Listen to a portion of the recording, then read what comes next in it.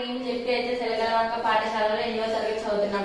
APJ Abdul Kalam science club లో భాగంగా ఒక స్మాల్ యాక్టివిటీ చేస్తాం.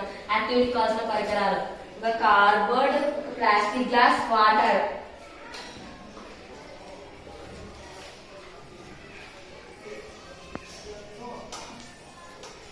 ముందుగా దీన్ని వృత్తాకార మార్గంలో తిప్పినప్పుడు కింద పడుతుందా లేదా గమనించండి.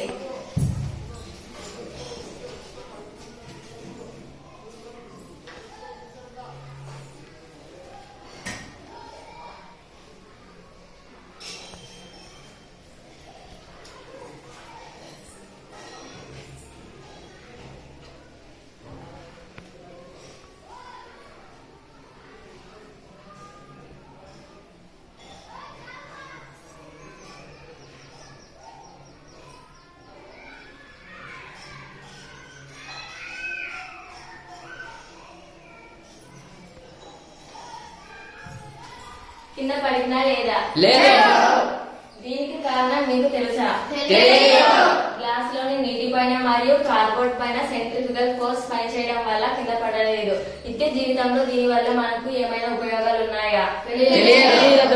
వాషింగ్ మిషన్ లో బట్టలు ఆరబెట్టడానికి ఉపయోగిస్తారు మరియు సెంట్రిఫ్యూజ్ అనే పరికరం ద్వారా పాలలోని క్రీమ్ ను తీయడానికి ఉపయోగిస్తారు.